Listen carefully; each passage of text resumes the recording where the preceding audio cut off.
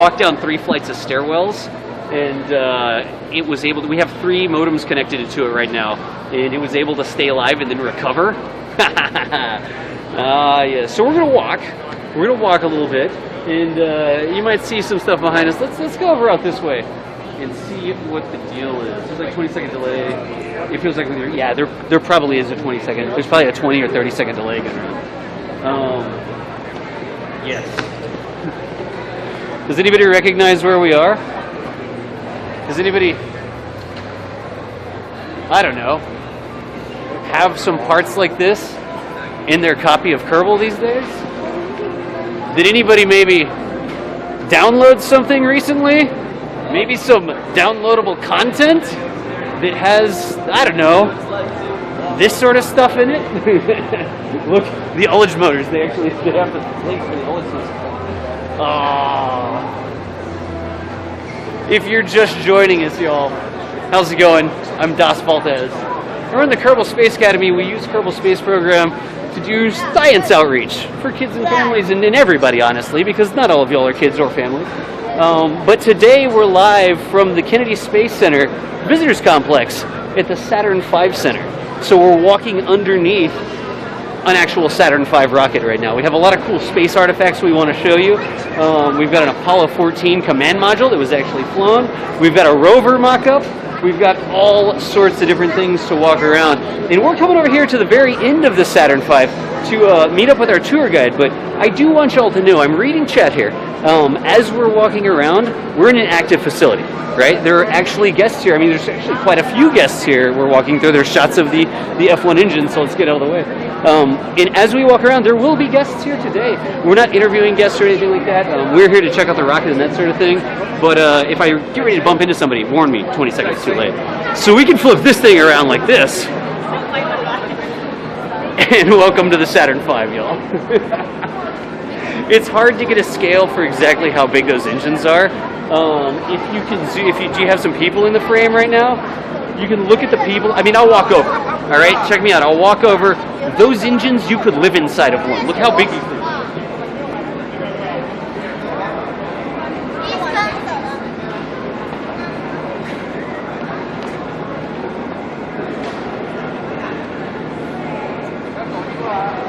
It's not playing around. Like, if you want to just get some zoom shots and check those things out, look at the Mastodon engines.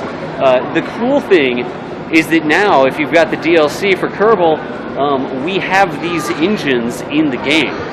So I saw the engines look like they got buffed from one of the early tests that I did. You can actually make your own Saturn V, and the level of detail on these engines in the game is one of the most, in the DLC I should say, is one of the most fantastic things that I've seen. It's so cool. Like you can still hear me okay and stuff, right? Nice. And you're all zoomed in on the engines. They're so fantastic engines. They're such fantastic engines. And you've been here before. Chat, has anybody ever been here before? Like if you're in chat and you've been to KSCVC and you've come over to the Saturn V Center, like let us know. That's actually really, really, really cool. How many bananas for scale? I do not have any bananas. I am out of bananas for scale. Yeah. Nice, more IRL stuff. That's us. And we should be just about set. Maybe about 3 or 4 more minutes. Yeah, the scale of those engines. Eon Raptor just posted up a picture of him standing next to one of the engines. Forfaw's been there, Smaster's been there, Spacebat's been there, Loopy's been there like 10 times. Virtual Spark, you've been here. Chuck Norris, you haven't been here, you live in the UK. If you ever make it over, schedule a trip that's like coincides with a rocket launch. I mean, it's not a bad thing. You've been there, Ordon, Blue Knight 1's been there, SpaceX launches. Alex, you were there in 2014. You live 40 minutes north. So many people have actually been out here. So this is our plan for today. We are going to get to tour the rocket here. We're going to have an actual professional museum communicator who's probably forgotten more about the Saturn V than I've ever known. He is going to be walking around with us and telling us about the rocket. And then we're going to go upstairs. We have about 30 minutes to walk around. Then we're going to go upstairs. We have about an hour, and we're going to see if we can't get Kerbal stacked up and build one of these in Kerbal using what we see here behind us. That's what we're going to try to do. Honestly, you've seen Scott Manley do some interviews with the devs and the designers and that sort of stuff. You've seen lots of other streams where everybody's building a Saturn V. it may come down that we just look at the rocket more, so we can use the reference footage or the reference video to build it when we get home. We might, if we can swing it, we might spend more time actually walking around the exhibits and less time playing Kerbal, because I know y'all have seen a ton of Kerbals. You know what the DLC is, you know what's in it, I mean, all that sort of stuff. If you've seen, here are the new parts in the DLC, like 15,000 times, right? You've been there a decade, there's still stuff in chat. And again, I am here and I am reading Twitch chat right now. I am reading Twitch chat right now, so I appreciate y'all hanging out with me. That's the Apollo Saturn V Center. Good, good, good, good, good. All right, so as we move around, we should be good, and then we can switch scenes and stuff. Everything's still good, chat. Before we go over and start our interview, give me one more 5x5. Like, we're good. Tell me I'm pretty. I mean, even if I'm not, just try to make me feel better. The rocket's pretty. I mean, the rocket's amazing. The amount of detail in those engines is so amazing. I love it. It's a big rocket. You want to see Jeb? Oh, Jeb is up on the balcony. Jeb is up on the balcony. Hey, Slacktub. How's it going? I am Grey Rook. I am reading y'all right now. Let me know that everything's 5x5, and then we will go over and we will start our shindig. Again, super excited for the DLC. The DLC's out now, I think. I know that KSP TV was going. I didn't get a chance to tune into KSP TV, but I know tons of y'all were over there watching Scott Manley, watching the devs down in Mexico City, talking about interviews and that sort of stuff. I didn't actually get to catch it, so I'll have to catch up on the VOD later. But he's speaking a little bit. Yeah, it's okay. You look okay. Yeah, that's a real Saturn V. Some of the pieces of it are real. Some of the, I think somebody will tell us which pieces are real or not. But let us, you zoom in the rocket for just a second, I'll come back and get you. Let me make sure everything's good, okay?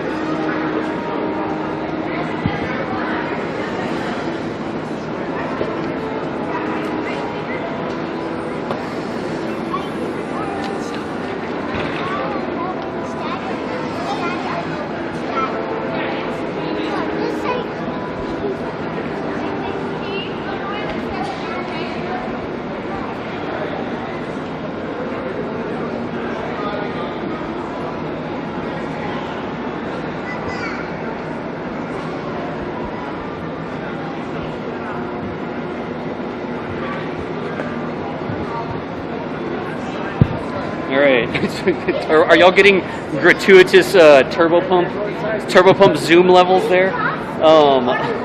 Let's keep on keeping on. I am going to try to keep up with chat, but our guide is ready. It's ready for us to go. Let's get up with the camera here. You good to go? Yep. And let's walk over and learn about the Saturn V. Again, thank you for joining us. I hope you enjoy the DLC. Massive thanks to KSCVC for letting us come out here today. Hey, Doss. I've got Jeff with me. How Jeff, you doing? You're a communicator with the museum. Yes, I've been out here for 17 years. 17 years. But I grew up in Orlando. Okay. So I was born and raised. I'm what you call an endangered species. So at times I would watch the moon rocket take off from my parents' front yard, 50 miles away. Wow. Or my parents allowed me to skip school and watch them from down at Cape Canaveral, which is 14 miles south of the launch pad. So you actually saw Saturn V launches? Yes. No and the biggest memory you get is that the sound rolls over you like thunder, even over at Orlando, but over at Cape Canaveral, the ground would shake like a California earthquake. No kidding? It was pretty impressive. So it's we always tell people, you can see as many rocket launches as you want on YouTube or whatever. Right. So, you know, or you watch a video of it, but feeling the sound hit you. You don't experience that sound, that raw power hitting you deep in your chest. Yeah. It's a deep, raw, bass-like sound, and then it's like the waving of the earthquake. Pretty impressive. So we'll never get to see this rocket fly. No, this one's done. No. That last one flew in May of 1973. Okay. It actually didn't go to the moon. It carried America's first space station called Skylab. Skylab, right? All right. So we launched it 13 times. 13 of these things. 3 of them were unmanned. The first 2 unmanned test flights. Right. And then, of course, the last one was Skylab. Okay. So we flew it manned 10 times. 10 times. And there were other tests before then. I mean, there's the Mercury program, Gemini program, sort of leading up. Yep, 1, 2, 3. Yep. Step, walk, run. No kidding. And so Apollo, that was the most, right now, it's still the largest, most powerful rocket on Earth. So far. It is, so far, yeah, that's right. We've heard people say, oh, the most powerful operational rocket, but it's like, yeah, that rocket was, did you see Falcon Heavy?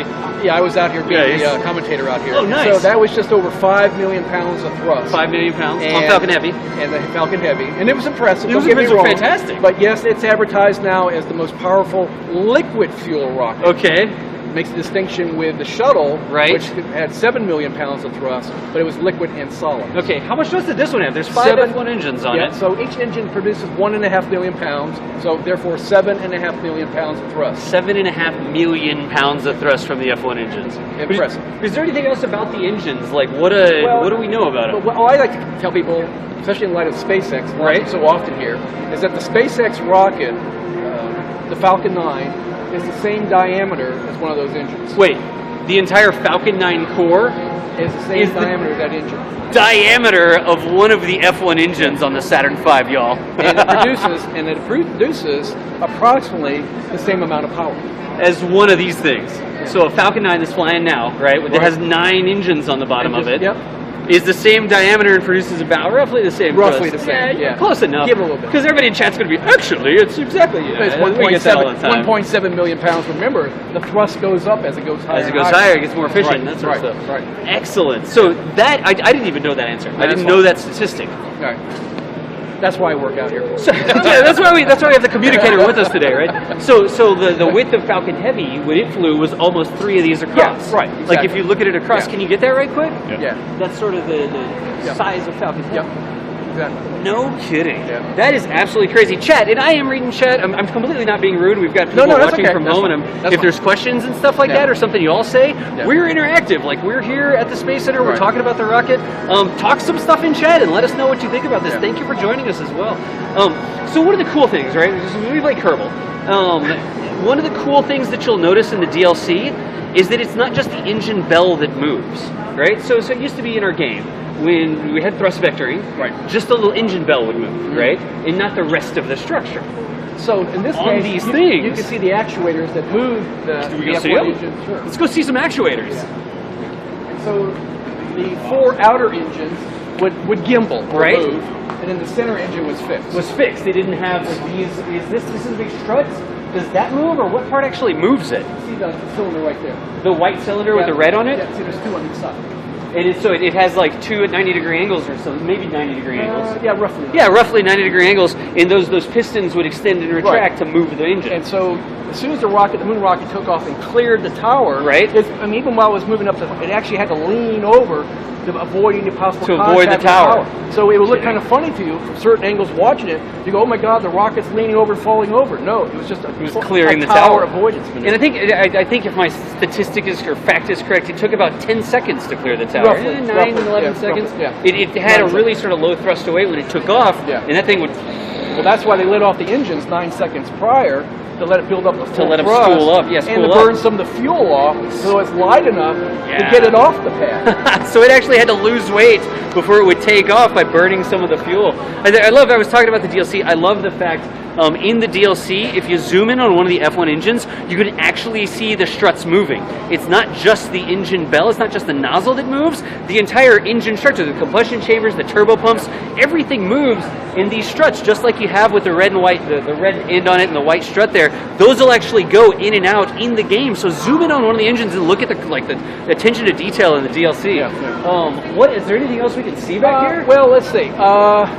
This rocket itself, though, this particular stage, I asked folks when I go and do the tours, I ask them, is it real? And I go, well, technically it is real. It's the it's first here. stage, It's right here. yeah, but did they ever use it? Right. Well, technically no, but in essence, this first stage on display here at the Kennedy Space Center was a test stage. This was a test stage. And so they called it the test stage, or T-bird. Okay. And so it was actually used back in the mid-1960s to test fire the big F1 engines over 20 times. No kidding? Yeah, and so then- this actual structure had 20 F1 test fires on it. Yes. Like the actual structure Minimum, of the tank. yeah, minimum 20, yeah. Was it like 5 at a time, or were they Right. Well, five? no, yeah. They'd start with one, So and it'd be the whole cluster of 5. Yeah. So they originally had a test stand up in Alabama, but the noise was so great it was damaging the town of Huntsville. Windows were being broken, things were being cracked, and so that's when the Mississippi Test Center, Right. test facility, came into play. Now it's known as Stennis. Stennis, yeah, right. So it's a lot more barren swampland, and they started using that a little bit later, in the late mid '60s, like '66. No kidding. So this wasn't something. This actual tank wasn't something that was going to fly. No. This was a test They article. for built firing the 3 engine. test articles. One was the facilities test. Right. When you saw the moon rocket first come out of the Vehicle Assembly Building. Right. On the 5th anniversary of John Kennedy said we're going to the moon.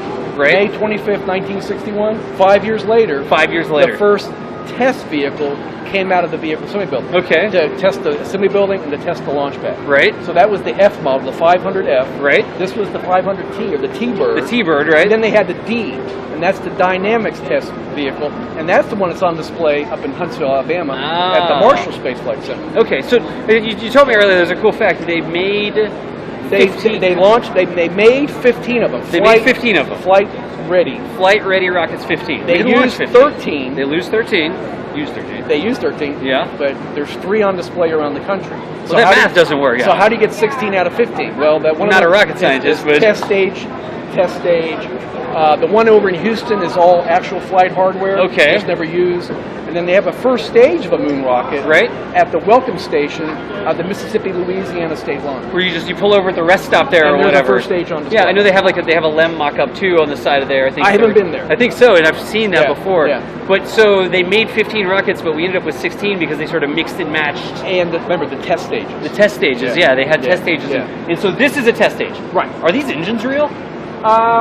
I would say if you backed up, right, look at the injector plates. Some of them are real injector plates. Okay. Some are not real injector plates. So it's sort of like not cobbled together, but it's. I would use that word.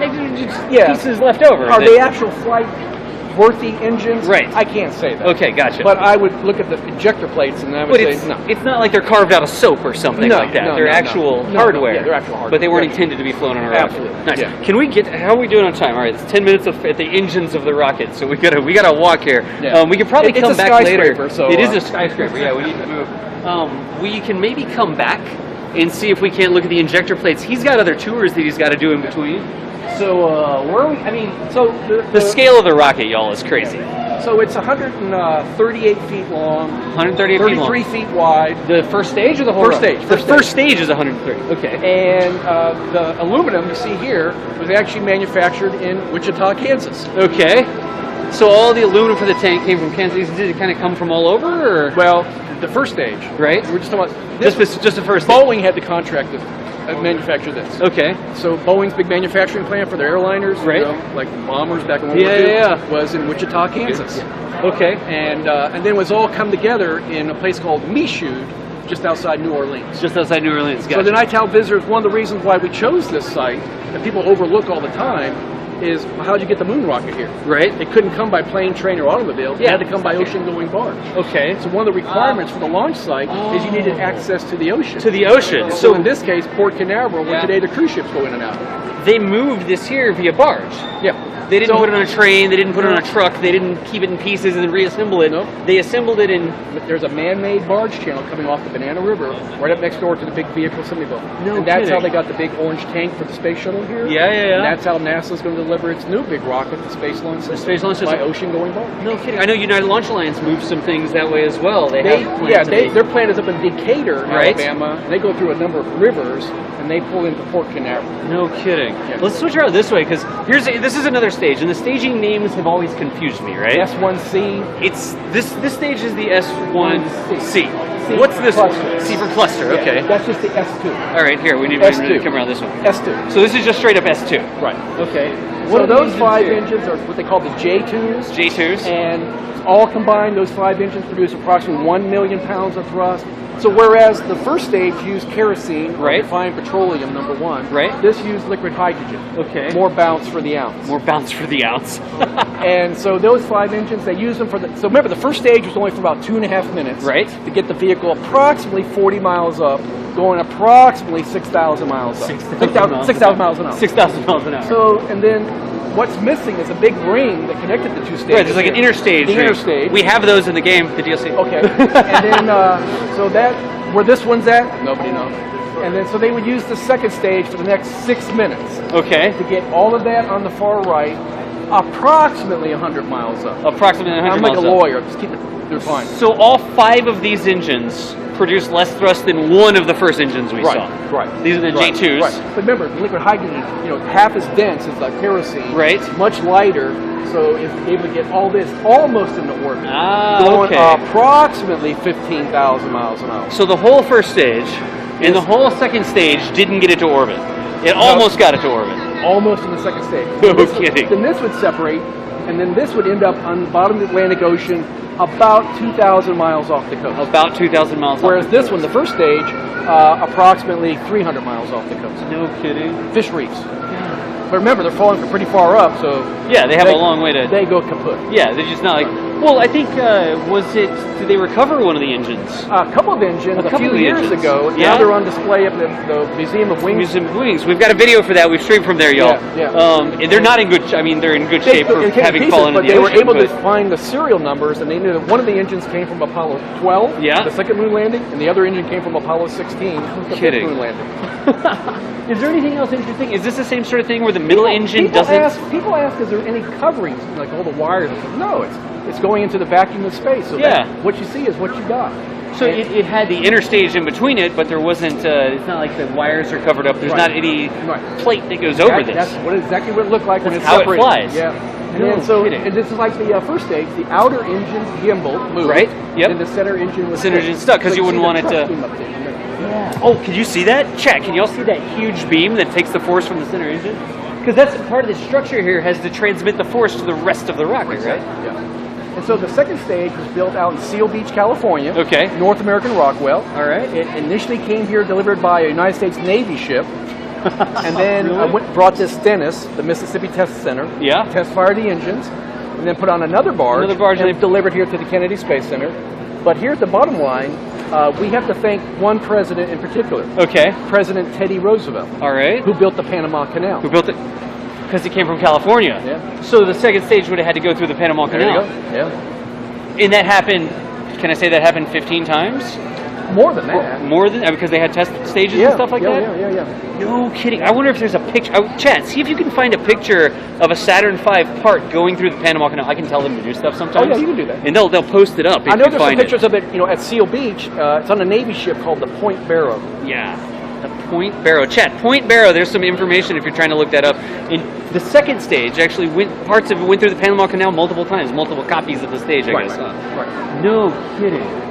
Is this big gray thing? Do you know what that big gray I thing don't. is? I It looks don't. like computer. I mean, I'd say No. computers, but it's not computers. No, It's, I wouldn't go there. I don't know. yeah. It's got tons of wiring going into it. This is a little bit. I'm old, but not that old. You know what I'm saying? I used to watch them when I was a kid. Yeah. Not work on them. Chat, look up that too. Look up. See if you can figure out what the gray thing is. It has all the orange wires going out. What is this part right here? This looks like something familiar. Is it sticking off the side? Okay, so to help make sure the stage is separated, Right. They had ullage motors, Right. And so, and even if you look back at the first stage, with the fins, Yep. and the shroud coverings, they had retro rockets in those Sorry, guys, to can't push hear the them. First stage back. to push the first stage back. Ah. So when it's all separated, all simultaneously, they had the ullage motors on the outside of the ring to help push that back, simultaneously lining off the retro rockets. They only burn for about 1.5 seconds. Yeah, to just separate them. To get positive separation. Yeah, no kidding. Let's get that. Look, let's get that right quick. Chat, if you're building a Saturn V in the DLC, you should get the Separatrons. And the parts that stick out, what are the parts that stick out called? Do they have a name? The little bumps that stick off on the bottom of the rocket. The shrouds? So the shrouds that stick off on the back of the rocket, you should have Separatrons facing forward so that they actually pull the first stage away from the second stage. And I think there were 2 motors per shroud. I did the research beforehand, and there should be 2 motors per shroud pointing towards the front of the rocket to help separate it out. And then there's some up here as well that we were just looking at to push the second stage forward. And the other purpose of the ullage motor is to also keep to force the fuel back. to keep the fuel back. Yeah. Exactly, because you don't want the fuel to just start floating up that way. Right. You don't want to suck air or whatever they would fill And it this with. and then when the separation occurred, the astronauts referred to it as the Great Train Wreck. Okay. Remember, the engine stopped, Yeah. and so they were thrown forward, and then the engines restarted, they were pushed back. In the No seat. kidding. So it's almost like a So it's very vividly shown in the movie Apollo 13. right. No kidding. Let's keep The Great going. Train Just- Wreck. We're just gonna how many tours like this can we do today? Hell, I gotta do another one about. Yeah, we gotta get you back up. But I see we can start. There may be other cool stuff that we can. But Yeah. you we can do this. Catch the second half. I mean, we'll be here. Okay. We have batteries. That's fine. I get paid by the minute. So. Paid by the minute. Nice. Cool. So we're coming up to some other things over here, y'all, and we'll come around this way again. See if we can get out of that light. So this is another J2 engine. Right. All right. So we've got another J2 engine over here, and this stage is called the S4B. So why? It's the third stage, but it's the S4. I don't know. I wish I could give you a really good answer. I don't know the answer. And I know I've read it, but I just don't retain it because it wasn't significant. But, it's a great thing to look up under Google, I suspect. Yes, so somebody Google that for us so we can figure out why it went the S1, the S2, and then the... My brain housing can only hold so much. But if you look to the left, at the top of the second stage, okay, you see the top of the liquid hydrogen tank. And that orange color is nothing more than a big thermos bottle. It's a big thermos bottle. Let's scoot this way and look at it. Yeah. And so I always just tell the visitors here, everybody's kind of familiar with the big orange tank for the space shuttle. Yeah, exactly. Same thing. It's the same sort of insulation. Thing. Okay, so that's actual insulation that would be on the top of the tank. And then the yellow ring is not part of the rocket. It's part of the ring that they would actually attach to it while it was being in transportation. It protects it or something. Rigidity. So the yellow-orange ring that we see up there, that actually is like a transport thing that they would take off before they assembled it to go into space. Right. No, these big lines here, those are the actual... the feed lines. The feed lines. So on the launch tower, that's where they would connect to provide the liquid hydrogen. Okay. Yeah. And then something is missing once again. Yeah, there's a thing missing here, the big conical structure called the aft interstage. Aft interstage. And where's this one at? We don't know. Who knows? But you have the aft interstage in there as well. You can make the interstages. And the thing is, these don't match up.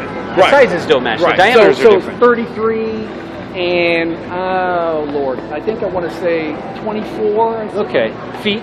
Yeah. All right, so 33 feet and 24 feet. Don't we have the same. In the DLC, it goes from a 5-meter tank to the 3.75 meter tank. Don't quote me on that 24. All right. Don't quote him on that, Chad. Yeah. Don't make a video record of what he just said. So this is a single J2, a little over 200,000 pounds of thrust now. 200. Okay, because it's the same as those. Yep. And then they use that for the next 2.5 minutes to get all of that into an orbit approximately 115 miles up, or about from here to Busch Gardens over in Tampa. From here to Tampa, nice. Let's step over this way. What are the shiny tanks that are up there? What are those for? Helium tanks. Helium tanks. So help pressurize the fuel lines. Okay. And to fill the volume as it gets empty. All right. It just all the complicated wiring and stuff like that to make that engine. That's one engine, but there's so much. And it also gimbals. Remember, it also has to steer. This one has to steer the thing. Yeah. That's right. Now, if I'm not mistaken, this stage is actually missing something. Yes, it is. So the stage is missing something, chat. What's it missing? Tell us in chat what's it's missing. You have 20 seconds. No, we don't have to wait. No, they won't see that for 20 seconds right now. So the auxiliary power system. The auxiliary, yeah. So they provide attitude control. Right. And then also what we talked about before, ullage. Ullage, to force the fuel back to the pump.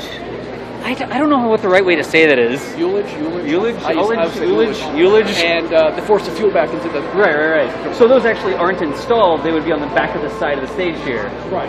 So I think probably, I don't know where the slots are. Yeah, I don't see where the slots are. Now keep in mind, this rocket was outside the vehicle assembly building for over 20 years. Which is sitting outside. And it was, you leave anything outside in Florida, it just disappears. And they had bird nests in it, animal nests. Wow. So back in the late 90s, they restored it to Smithsonian standards. Right. Painted the rocket like it would be for Apollo 11. Right. And then they built this building around it, and it opened up in December of 1996. So I was going to ask, they actually had the rocket here, and they built the building. No, the building was built first. The building was like a model in a bottle. Okay. So they built the rocket. They built the building, 3/4 of it. Right. Aft in the glass portion that wasn't done yet. Right. So this was all trucked in. No kidding. Lifted up, and put on these stanchions, and then it was opened up. The ribbon was opened up by Gene Cernan. Okay. By Gene December Cernan. of 1997. We know that name. Yeah. Excellent. Yeah. All right. In the first stage was a test stage. So what about these? So these are what we would call Apollo Saturn V 14. Remember, there were 15 that were built. Right. So under the original plan, there was going to be 10 moon landings. Okay. So this originally, under the original plan, was going to be Apollo 19. This was going to be Apollo 19. The second stage and the third stage were actually going to fly. Under the original plan. Under the original plan. And we're actually going to fly. And then Apollo 20 got canceled first. Right. In January of 1970. Yeah. So they kind of renumbered them. Right. And then 6 months after Apollo 13, in April 1970, they canceled Apollos 18 and 19. Yeah. Okay. But this was actual hardware. This isn't a test article or a mock-up or whatever. This was stuff that was supposed to fly. Real stuff. Let's keep going because we got to cut you loose real soon here. Real soon, Chad. And I do see all sorts of cool stuff that you're saying in chat. We have a limited amount of time here. So once we cut him loose, we'll start reading some chat. We'll walk up and down and we'll zoom in on different parts of the rocket. But I do see what you're saying, and we're trying to get our interview segment done, and then we'll pop back over. And just one point about the Apollo, now the third stage now, most important. Remember, they're in orbit 1.5 times around the Earth. Right. Completing all their checklists. Make sure everything's cool. Transforming from a launch vehicle to a space vehicle. Right. And then as they approached Hawaii the second time around, they relit that engine. Yep. Burned it for approximately 5 minutes to accelerate all that to go nearly 25,000 miles per hour. 25,000 miles And an that's hour. the fastest that man has ever been, is with that engine. With the J2 engine pushing. Nearly a half century ago. Ah. Don't think about it. I mean, I don't want to think about it. It's the sort of thing that gives you goosebumps. It's crazy, but it's that long ago, and we haven't done it again. How many viewers do you have on Twitch? How many viewers do I have on Twitch? I have no clue right now. I have no clue. You have no clue? No, not right now. We're just doing the stream, man. Yeah, I'm Das. Nice to meet you. All right. So do you want to, in here at the instrument unit, the brains of the rocket? Yeah, so there's, sure. So guidance and control, built Okay. by IBM. No kidding. Up there in So that's like the computer for the rocket, right? Yep, exactly. Basically, the steering. My cell phone probably has more power than the entire Absolutely, computer for the rocket. You could spend a half a day reading all about that. No kidding. But I just want to mention the third stage was manufactured by McDonnell Douglas, McDonnell Douglas Huntington Beach, California, also came over here. and it was delivered by a big NASA cargo plane called the Super Guppy. The Guppy, nice. Yeah. So that one was actually, it was small enough to fit in And the plane. it flew into the Cape Canaveral Air Force Station skid strip. Okay. And then they trucked it over here. And they trucked it or over here. whatever They they do. trucked it over here. That was also how the Apollo spacecraft was delivered here. Right. From California, and then the lunar module was also flown here by that. Flown in by the Super Guppy, nice. And so this is the stage that did the translunar injection. Right. It has a single engine on Right. it. It pushed the rest of it, Yep. which is right here above us, right? This is one of the few interstages we have. I guess it's kind of an interstage. This is the spacecraft lunar module adapter. It's the spacecraft, the spacecraft lunar module And adapter. one of the most asked questions in this building is, where was the lunar module at on the moon rocket? Right? So it was inside this big shroud. Yep. With its legs folded up on Yep. top of the third stage. Yep. So when they were on their way to the moon, a little more than 3 hours after launch, the Apollo spacecraft, There's one here. We have one. using the thrusters, would separate from the rocket, and that would cause 4 big panels to open up like petals like a flower. like petals like a flower. And yep. they would detach and float away, exposing the top of the lunar module.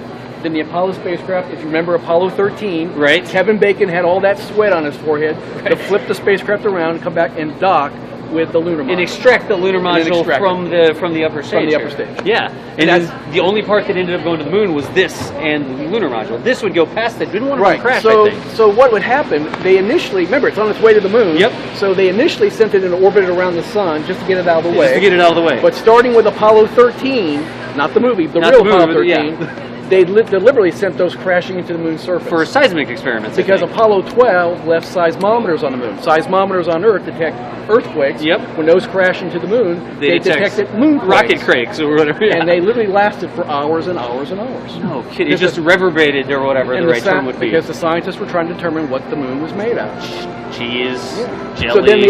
So then the two combined spacecraft made the nearly 3-day trip to the moon, nose to nose. And then they would deconnect and then go down. We'll talk more about that in a bit. I know we've got to have cut to you run. loose. You have to run, Jeff. Thank you so much No, for thanks, the time. my pleasure. We will come back and see Good- if we find good you again. questions. Thank you so much. All right, have a good one. Y'all, let's keep walking over here and get this back behind us. I know, again, we had limited time with Jeff. He's a communicator here. He does tours like that sort of on the hour, every hour, and he had to run back to get ready for the next tour that he's doing.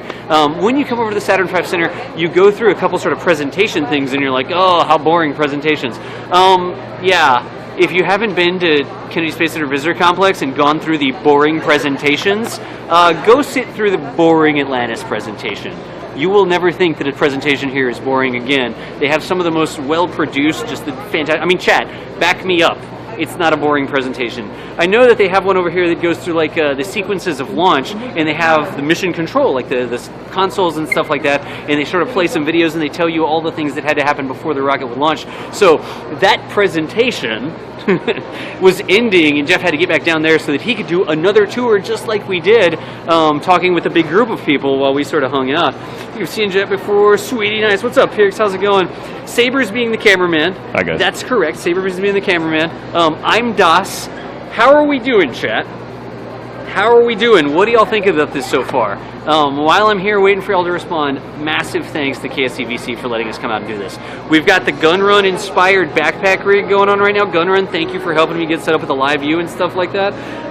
We're playing around with a nice camera, so we have nice zoom. I know that sometimes the audio goes a little bit different because we're using a shotgun mic, so we don't have to mic up people and that sort of thing, right?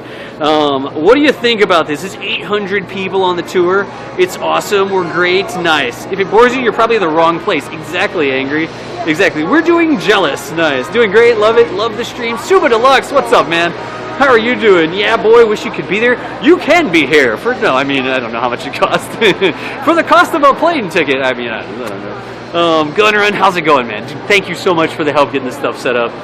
You want to know more about the backpack rig? There's a command in chat. You can learn all about the backpack rig. There is Mater's here. What's up, Mater? How are you doing, man? This is amazing. Nice space pad. I appreciate it.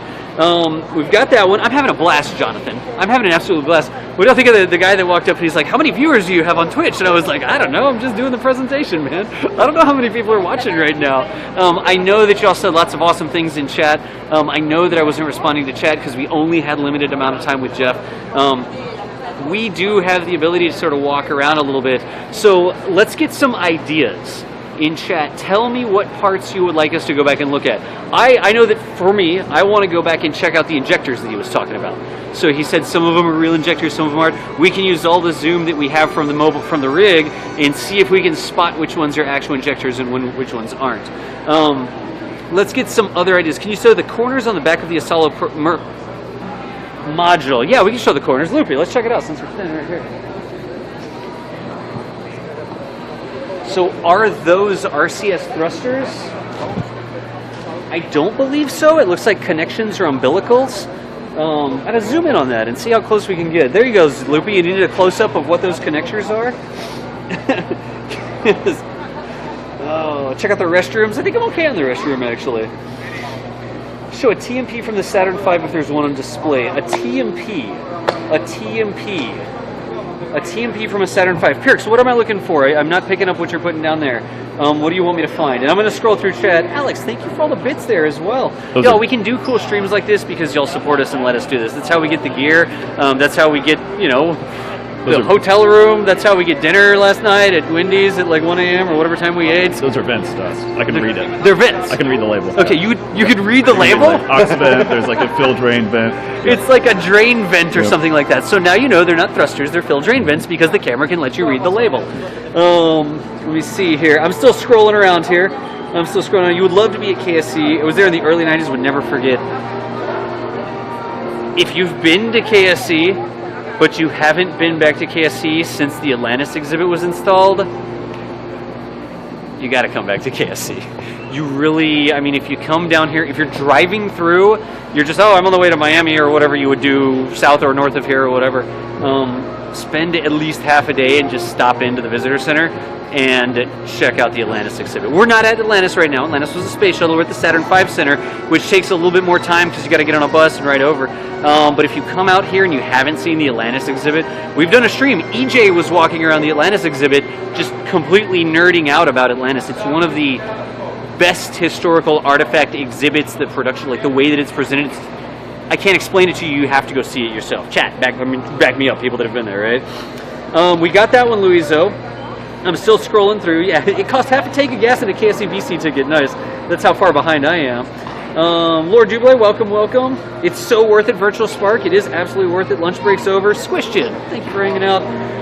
Just needs to give classes on streaming. Jungle Pants, thank you. I appreciate it. I am a professional streamer. It's my job to come out and do stuff like this. I hope that you guys enjoy it. Hey, I'm happy to help anybody who wants some help with stuff. You know what I mean? It was awesome. I'm still scrolling through chat. I'm totally getting caught up on chat because there's tons of awesome chat right now. The tour, the command module. We are at the command module. That's what's behind us right now. So this is actually a CSM. Wait, no, time out. I got a trick. Watch. This is. Can I see this? Let's see here. That's this. This is where I need to tap. All right, watch. This. The lower third should change to describe what's behind me. I have that power from my phone. And I'm going to keep scrolling through Twitch chat here. You want to know the fuel line was made of that could handle the cryofuels and able to flex for the gimbal. John Clark, I don't know that I know the answer, and Jeff had to go back over to do the next tour. That's a great question. You could tweet it at KSC. It's actually at Explore Space KSC. Or you could Google it. Maybe somebody in chat can figure it out. I don't know the exact material of the fuel lines or how they were able to support the gimbaling without it breaking. That's a great question, though. You saw the Saturn V in Houston a few years ago. This never gets old. It never does get old. It's so fantastic. The zoom is crazy. Wow, I'm way behind in chat, aren't I? I'm way behind in chat. Turbo, the camera is really good at zooms. It really is, though. It really is. Okay, I am so far behind. I'm scrolling. I'm just going to go to the bottom of chat. You just got the DLC installed. Oh, that's cool, Dimbaro. Good. Congratulations. What time is it? What time is it? It's currently 3:03 p.m. Of the many services I provide, rocket education, time and date. I mean, I'm happy to help, chat. Skylab, yeah. So Loopy, you're right. We'll see if we can't talk more about these individual things. But this is an actual CSM. It's the command service module. So the service module is the back part. It's got fuels, it's got fuel cells, it's got the engine on the back. This is a AJ10 engine. Slap me if I'm wrong. But this is the actual. We have one of these in the DLC as well. Ridiculously good ISP. It may be overpowered, but I'll allow it. I'm going to use it so much. Plus, it looks really nice too. It's got all the electrical wiring and stuff like that in it. And then the command module is the part that's actually up on the front. We'll see if we can't walk that way and check out the command module. Yeah, Das Clock. I know, it's Das Clock. It's Das Clock. But this one is actual hardware that was intended to fly. And did the lower third ever change? I think the lower third changed, I hope, right?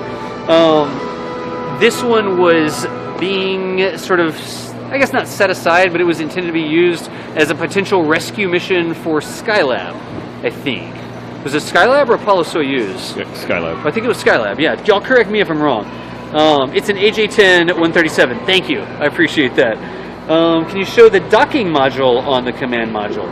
You're using it right now, Banana. Banana's like, I'm using that engine right now.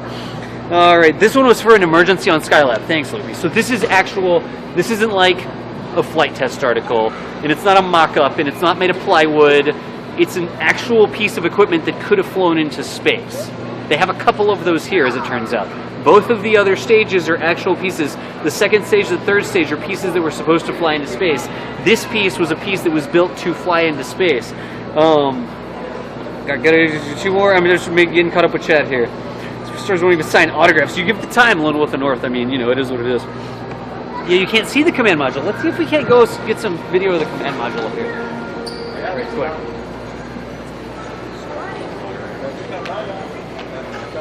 There we go. So there's the difference between the two, right? The back part of it, you see the front part that's shiny? That's the command module. That's where the actual astronauts would sit. 3 people in the pod there, right? We have one of these that's the right size, that's got space for 3 Kerbals, that has a new interior.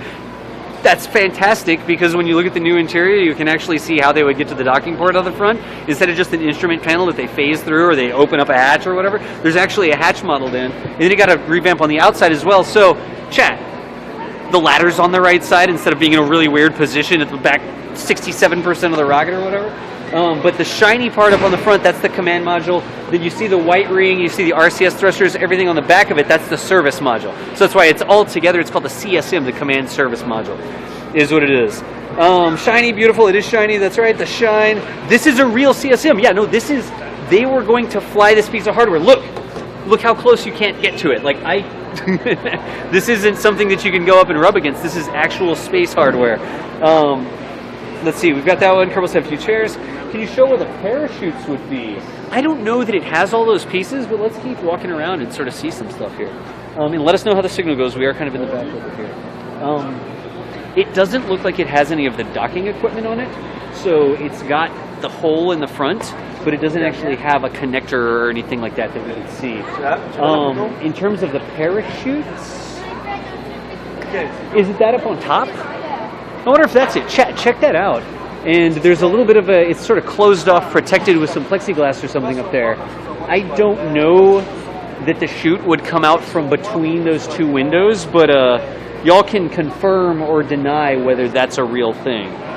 Is that where the chute's going? Because I honestly don't see another way. That would have been the hatch, right? Huh? That would have been the hatch, right? Like the top plexiglass would be the hatch, and Yeah, then the docking maybe so. ports I are here, think but then they there's had one you can't see in the there, additional yeah. like cone piece on top. No, you're for the- absolutely right, because I don't see where else that the hatch would have been. So maybe the hatch is in the right position I now. can see through it. Can you see through it all the way down Yeah. inside? Ah, okay, Yeah. cool. Yeah, so that's not the parachutes.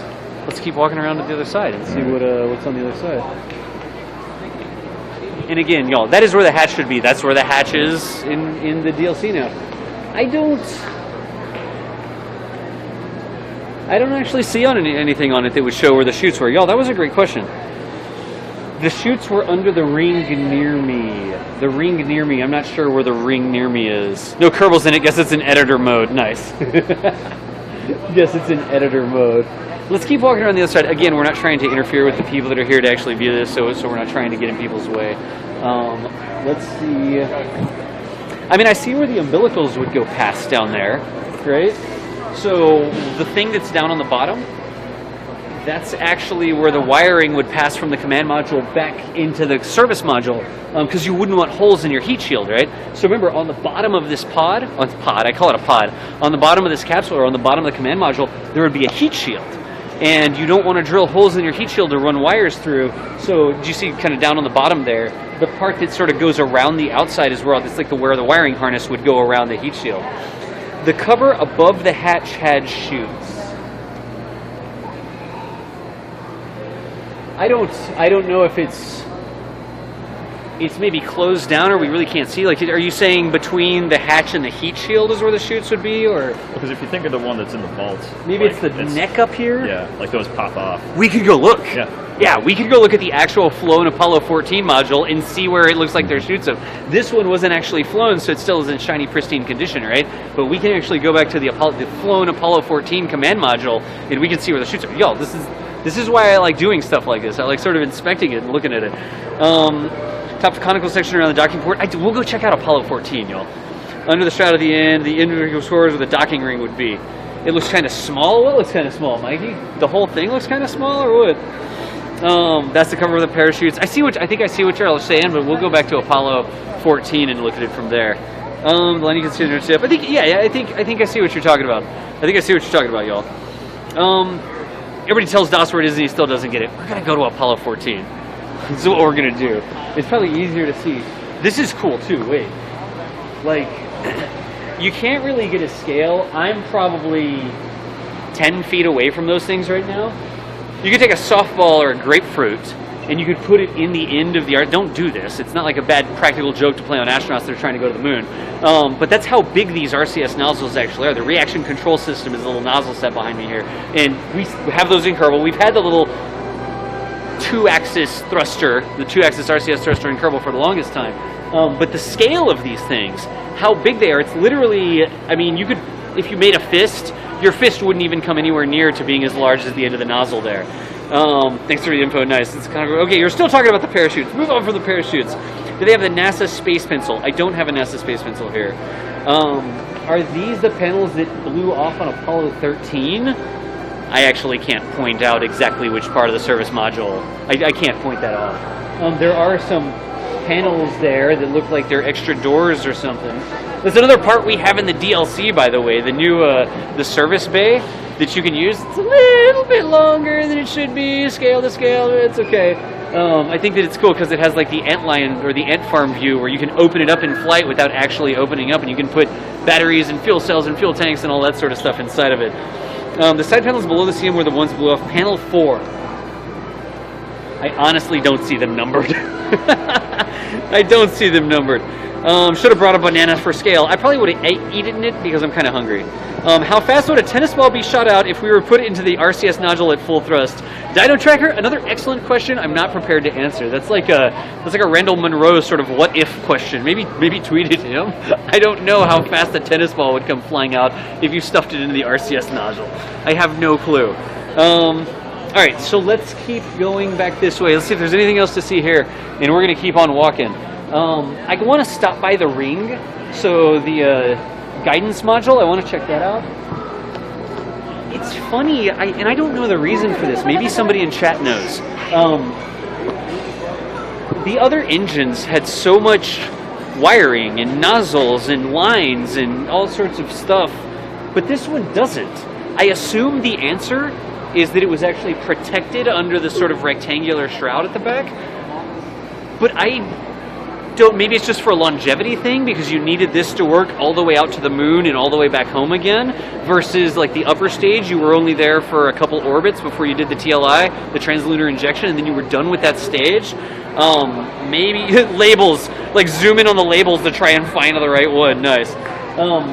So I'm imagining that the fact that you don't see all of the wiring and you don't see all the cabling and that sort of stuff might have something to do with the fact that it needed to be a little bit more protected than a stage you were just going to use for a couple hours. I'm going to keep backing up here so we kind of get out of people's way.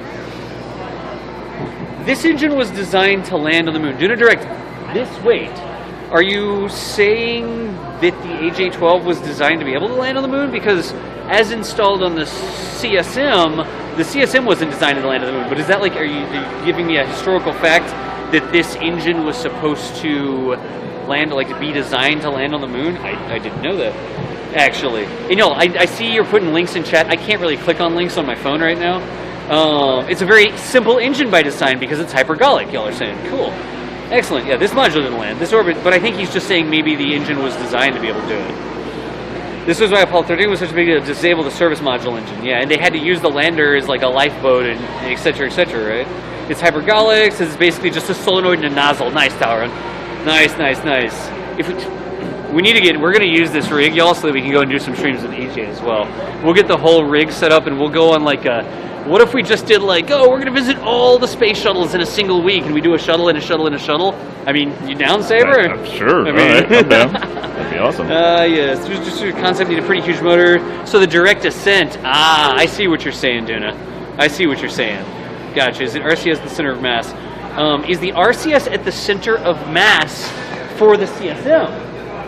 I would guess maybe so. It looks like the RCS is kind of in the middle of it. You're right. It isn't way at the back and it's not all the way at the front. I can't tell you, yes, it's exactly at the center of mass or anything like that, but maybe that's why the RCS is in the middle there. And it's 4 all the way around. It's one of the tops on either side and then top and bottom, right? So that's a good observation. Wow, you're still talking about the docking ports. Make it a mission to make EJ completed. Yeah, we could use the new mission editor to make it a mission to make EJ completed. Nice. They use NASA RCS build aid. Bring me along, nice virtual spark. Wouldn't the center of mass change when the fuel is used? It depends on how the fuel is in the tankage. And I don't know, I can't tell you what the inside of the CSM looked like. Was it a tank on either side? Was it like 4 tanks? Like, I don't know off the top of my head exactly how the fuel tanks were oriented so that the center of mass wouldn't change. But you could orient the fuel tanks such that the center of mass doesn't really change, I guess. I know you can do it in Kerbal. Did they do it in real life, or was it that big of a deal in real life? I don't know, actually. Spawn EJ next to a shuttle, start the rolling camera, get golden footage. Nice. I'm reading through chat here as well, y'all. This looks interesting. Welcome, Bradley. How are you doing? Examine all the parts after reentry to see what they can improve. So none of this stuff, Arch. The service module did not get recovered. The service module, the RCS thrusters, the fuel tanks, the electric, the fuel cells, the AJ-10, the AJ-12, AJ what? The AJ-10 engine on the back, none of that stuff was actually recovered. Only the command module came down. In fact, what we can be doing is we can be walking up to the next spot here. Maybe we'll walk by the computer control ring, and but that part wasn't actually supposed to come down. So here's what we're going to do. We're going to go to the none-lower third and have a look at this thing right quick. This looks kind of familiar. It honestly looks like the big reaction wheel ring, doesn't it? The gray ring that has the little things sticking down inside of it. Now, there are, well, I probably shouldn't say there are no reaction wheels on here. I don't know that there's not some sort of inertial guidance or gyroscope or something on this thing. I don't know. I mean, I would assume it would have to have something like that, right? We could probably go read about it somewhere. But this kind of looks like the reaction wheel ring that we did, the big 2.5, I guess big, the 2.5 meter one. That is what this thing is. Let me pop back over to back to chat room. But apparently this was all of the guidance equipment for the rest of the rocket. So it wasn't the command module, but what we should probably do, yeah, here you go. We can walk over and read the sign. How's that look? It's the IU, the instrument unit. It regulated the roll, pitch, and yaw.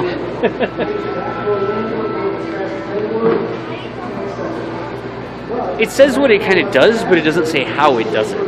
It didn't say how it did it. The really on small spacecraft's nice. This is all good. Hey, what's up, Axis? How's it going? It's a Stargate Scotsman. Nice. Yeah, it has a giant. That's what I thought. Louisa, that's exactly what I thought. The spherical things. There's two spherical things. One that's like a blue spherical thing and a red spherical thing. See, this is the sort of thing that I want to know. Like, I don't. Maybe we can get Jeff back over afterwards. He's doing a tour. Look, look, look. He's got an actual microphone and stuff now. Come over this way. So there we. Isn't he a beaut? We've got Jeff in his natural habitat back there doing an actual tour for a big group of like, what do you think, 30, 40 people? That's what he normally does, and he's got a little handheld microphone and stuff to amplify his voice.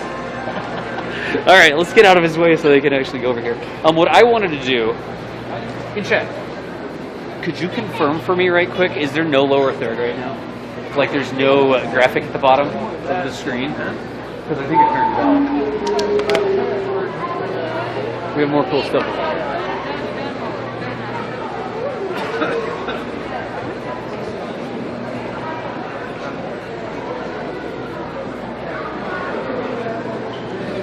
So see if we can get this without the reflection. They were so good on the stream. How are we looking at the bitrate? Oh, the bitrate's still good to go. Nice. So, some other parts, this is just a model. This isn't hardware that was actually supposed to fly. This is actually one of the lunar rovers. Not all of the Apollo missions carried lunar rovers, but when they did, they look like this. If you've downloaded the DLC, you might recognize some of the parts that we have here. We actually got wheels that are inspired by the actual rover wheels that were used on the moon. I know that in the DLC they sort of fold in a little bit. I haven't looked very hard at them. I don't know if they're mesh. If you zoom all the way in, you can see that these aren't like tires. They're literally like a metal mesh. And see what that looks like. They're hollow inside. I guess that saves a lot of weight. You're driving around on the moon. You still have traction, I guess, but it's okay if some moon dust gets inside of them. They have like a rigid structure. Yeah, they're mesh wheels, exactly. They're mesh wheels. The wheels are totally awesome. And Miko, you're right.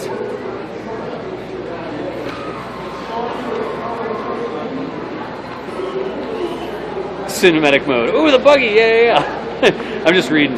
Hey, Lopes, how's it going? Mesh because air-filled tires would be a bad idea. You go through the vacuum of space. The rubber is probably heavier. You have temperature changes. These, if the temperature changes, the metal expands and contracts a lot less than the gas, yada, yada, yada, right? I just made that up. I don't know if that's true, but it sounds right, and I'm just going to keep talking. Is there a graphical model of the folded unit? That's a great question. There is some assembly required. So whenever they actually assembled this thing, they didn't just fold up the wheels, right? In the DLC, the wheels just sort of like fold in like 70 degrees or something like that. They actually had it kind of flat packed. It was like an IKEA rover, and they had to bring it outside of the side of they took it off the side of the LM, and they sort of unfolded it origami style and attached, or I guess unfolded the wheels and stuff on the side of it. They had the wheels stored separately. So it was very, very much folded up, which is kind of hard for us to do in Kerbal without having like a hinge or a joint or something like that. So I guess the compromise is our wheels sort of fold up, which does make them fit in the Mark II cargo bays a little bit better. It's like a better form factor for the shape of the cargo bays. But the entire rover doesn't, it's like a transformer almost, honestly. The entire rover doesn't fold up. You'd have to sort of build your own using the new panels and stuff like that. That's a little dish. I like the little dish on it. Like every moon rover has to have a little dish like that, or it's not an official moon rover. Yeah, that's exactly right. That's exactly right. If I keep talking, you can't correct me. It was already 30 seconds ago. What? That's so 30 seconds ago. Just get some cool close-up shots on the on this, and I'm going to check in. That's EJ to Kraken Tech this. Nice. Lunar Dust is a lot more abrasive as well. That's a good point, Ryanu. Warfish, your distant uncle was part of the team company that designed the rover? No kidding. You can't get the tires rotated, Rocket USA. Nice. Oh my gosh.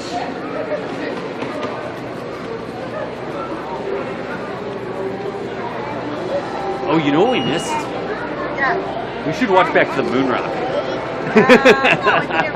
We're not We should walk back to the moon rock. Let me make sure that this is all good to go. All right, Orbital ATK is doing some presentations right now. I'm retweeting stuff. That looks fantastic. Spacepad, thank you so much for doing that.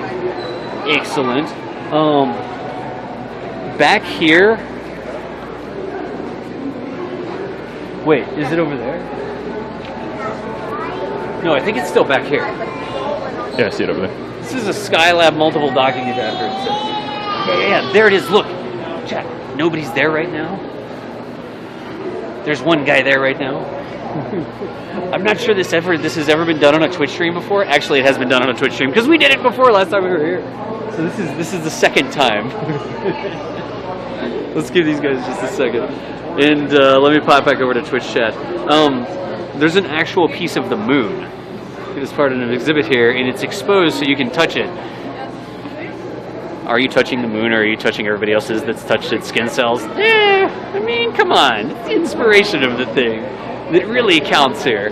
It's really the inspiration of the thing. Go see Atlantis when you get the chance. We've done a stream from Atlantis before. We walked around Atlantis for like 2 hours, and EJ was talking about it over at the Atlantis exhibit. You have to see the Atlantis exhibit. I'm gonna pop up and I'll do the moon rock here. Where's the first mission so hard? Wait, what do you mean, Fractal? So look, come over this way, and I think you can get close enough that you can get the top of the moon rock. So this is actually, excuse me, lunar sample 70215,287. This moon rock was collected by astronaut Jack Schmidt near the Apollo 17 lunar module landing site. The rock weighs 17 grams and is a fragment of a much larger original sample. It's known as Mare Balsite, a porous rock produced from cooled lava. Lava on the moon, that's the thing. Probably no coal on the moon, though, stationers. Scientists continue to study the lunar samples today. So check it out, look. You can actually go over and reach up inside and touch an actual piece of the moon that's been seasoned by all sorts of other people touching the actual piece of the moon. Let's see if we can't go over to the Apollo 14 spot now. Tropical Rock 7 says hi. Tropical Rock 7 says hi. Let's scoot over between this side. Oh, wow. They have a mock-up of the landing. I mean, guys, we're missing all sorts of stuff. Look at this. It's a mock-up of the lunar module cockpit. So this is where the two astronauts, I mean, not this piece specifically, but this is a mock-up of how they would land the lander that went down to the surface of the moon. The interesting thing about this is what? It's missing something. If you've looked at the IVA and the DLC, the Kerbals are doing a thing. If you look in here, there's not something for the Kerbals. What's missing from the inside of this? You can see some of the, they have like the mock-up moon pictures and stuff. That's the thing. Look, what is that? The Alignment Optical Telescope. So I know that that's actually modeled in. The little brass-looking thing up at the top. And you can see the joysticks, the attitude controller, and the commander control panel, like all the different controls that they have for it. It's even got like an armrest or something that you can put your wrist on. What is it missing? Seats. That's right. So when they were landing on the moon, they didn't actually sit down and strap into seats. They were standing up looking out the windows. They weren't strapped into the rocket. And so this model or mock-up here actually doesn't have the seats in it because they would be standing there running the controls looking out the front windows. I do know another thing that they had some actual sort of chalk-type markings on the windows, and they could use that to figure out what the rate of descent was just by looking not at complicated telemetry or anything, but just how quickly the surface of the moon was moving past the I guess, chalk mark. I don't know, they weren't chalk on the window. It's like a grease pencil or something, I would guess. You can see the hatch below the panels. You can actually see the LM lunar hatch. The lander actually has the hatch down below. It doesn't. It does, because when you get in the DLC, if you look at the LM command module, you get out from between the windows, and you can see the LM module, or the LM lunar hatch. So it would have had two hatches on it, one that they used to move back and forth between the command service module and the lunar module, and then one that they would use to actually get out of the lunar module. The other thing about it, no airlock, right? Is there a little airlock on the back of this? I don't think there was an airlock on it. So when they got out, they just had everybody sort of suited up. They would open the hatch and the entire internals would be out to vacuum. There's not enough space, too much weight, etc., etc. You don't want to carry the extra weight when it's such a small space that you would vent and then just refill. Excellent, excellent, excellent. Let's keep walking here. We apparently had lots of cool zoom. Again, thank you for hanging out with us. We're sort of walking around. We're doing the Twitch stream thing. it's the release of the Making History DLC, so we decided that we would come over to the Kennedy Space Center Visitor Complex, we'd go out to the Saturn V Center, we would look at the moon rocket, we would look at all the different parts that are here in real life, so we could see how they sort of worked with the DLC, and it's amazing the level of detail we got on some of the things, especially on the F1 engines. There's one other thing that I want to get over here, then we're going to go for the ultimate test. We're going to take the mobile ring inside the vault. You said the original dust. So this is a training spacesuit. It's actually one of the EVA spacesuits, and this was a training at Kennedy Space Center for Gene Cernan, Apollo 17 astronaut. And Gene Cernan, of course, the last man on the moon, the last person to have boots on the moon before we left and haven't been back in 50 years, right? But I see they have some of the moon boot covers that protect the boots from the really abrasive, the really gritty moon dust. There's a space helmet. It's literally labeled space helmet. And you can just get some of the detail from the suit. I mean, it's an actual piece of equipment that was used for training, which is really cool. I like it when things are not a model or a mock-up or, oh, this is what it would have been like. It's like, no, this is actually what he wore when he was training. I mean, it's dirty. It's like, you all know me, like flown space hardware that has like soot on the side of it, like heat shields that have been scarred from re-entry heating, that sort of stuff. That's like my sort of space artifact. I love it. So many pockets. Yeah, tell us how true. Really not being about back being 50 years. Nice. The camera has better quality than my eyes, and we're streaming it from like a non-hardwired connection. Actually, part of the stream is going up via my phone right now, so I'm using my phone as a Wi-Fi hotspot. They look like hazmat boots. Yeah, they look like protective boots or something like that. This is MobileBack 2.0. This is my version of the mobile backpack. So I've kind of put together my own envisioning based on the LiveView module. So there's a LiveView Solo, and I've rolled my own modems. I've got the big cradle point modem that we usually use, but we also have the phone using a Wi-Fi hotspot and one USB modem plugged in. So weird suit. It doesn't have snacks. Nice. Let's see. So let's do this. Let's do this. Let's see if we can't get back in here. And I'm going to be a little bit quieter in here, y'all. This is inside the vault. I mean, no, it's like literally the vault. See? It's literally the vault. Like. Let's walk back in here. I am going to be a little bit quieter because it's sort of it's a more subdued environment. We can turn the light up or down or whatever you need to make it look good. You're not going to want to look at me in here. There's actual hardware that orbit the moon in the vault here. The Treasure Gallery. The official name is the Treasures Gallery, not the Vault. So let's come all the way over the corner.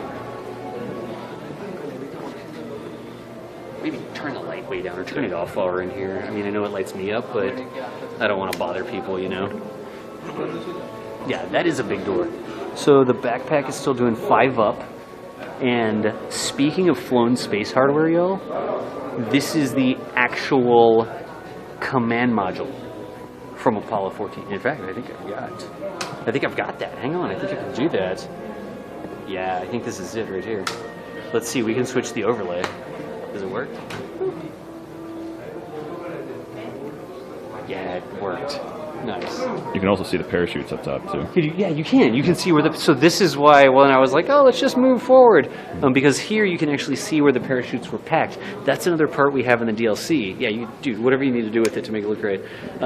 That's another part we have in the DLC that you can put on top of the command module that actually has the chutes packed in. You can see up on the top of it. So that's what you are like, oh, it's right there, Dust. Just go back and look at it. And I'm like, no, let's go look at the actual Apollo 14 command module, and you can see exactly where the chutes were up on the top of the thing. Exposed collar where the chutes were deployed. Yep, Apollo Indy, you can see it right there, man. That's why I wanted to come back this way. That is why I wanted to come back this way so we could see that. Let's turn this up a little bit here. Well, finally, I know where the chutes go. I know, right? Finally. Did you get the scarring? A little bit. Look at some of the heat scarring, y'all.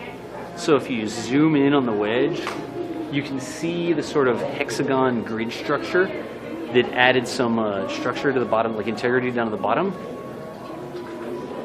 Is he done? Yeah, we can come out there and find him. Absolutely. That would be fantastic.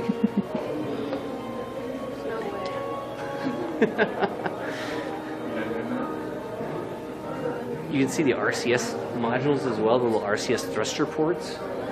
They would help orient the capsule so the heat shield was in the right position for re-entry.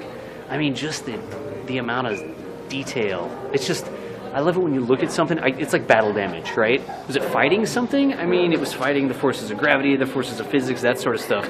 But I love seeing artifacts like this that actually have wear and tear on them. Jeff, Yes. how's it going? Good, good. You can just walk up to me. Okay, Yeah. I have a few minutes to give you, so... Do you have a couple minutes? So this is, you've already pointed out the Apollo 14 command module, the Kitty Hawk. We were just looking at all the amount of scarring and the fact that it has like battle damage, Well, fighting the forces of physics. You know, coming in at 25,000 miles an hour, 5,000 degrees Fahrenheit, you're going to look like that too. So this actually flew, is what we were saying. Yeah, and that would be 47 years ago last month. 47 years ago last month. And then, and you can see the Apollo spacecraft, it's not, the bottom's just the heat shield, the whole thing is The a heat whole shield. thing is a heat shield. Yeah. It's got armor all the way up. Yeah. Like the bottom bore the brunt, but it would still Yeah. get a little bit of scarring up the side Absolutely. of it. So we were pointing out where the parachutes were up on Right, the top. right.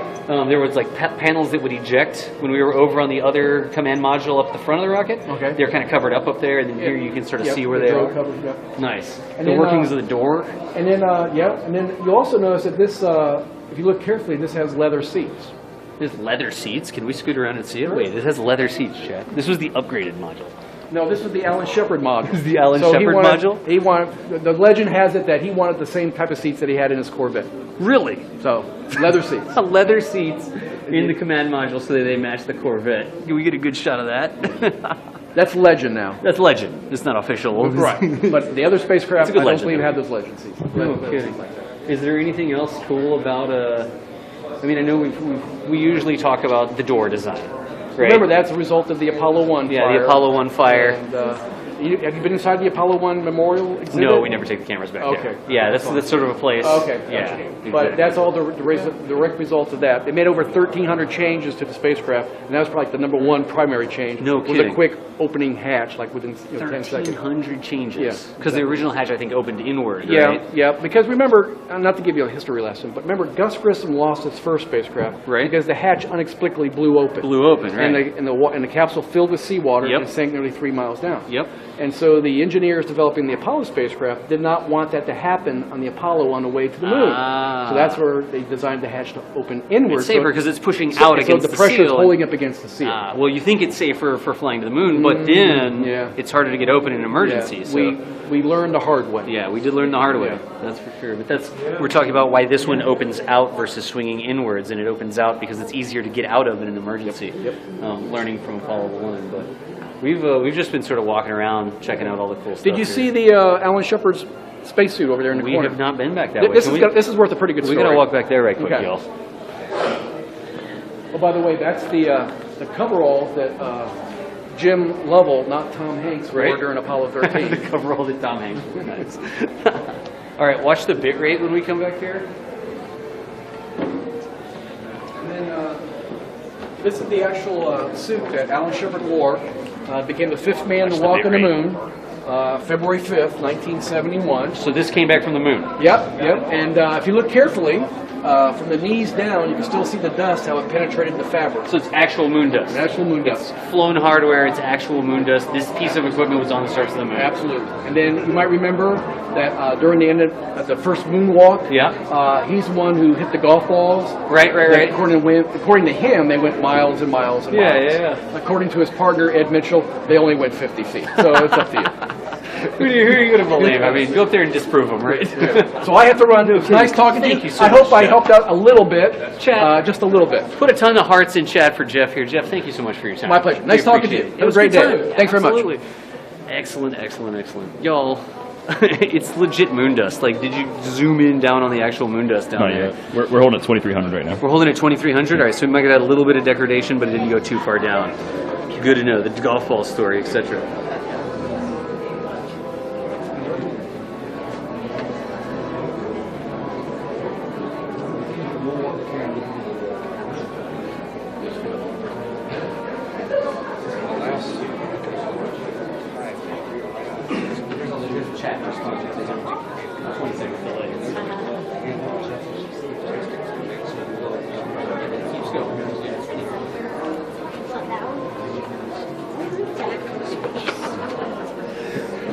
Just Make the circuit.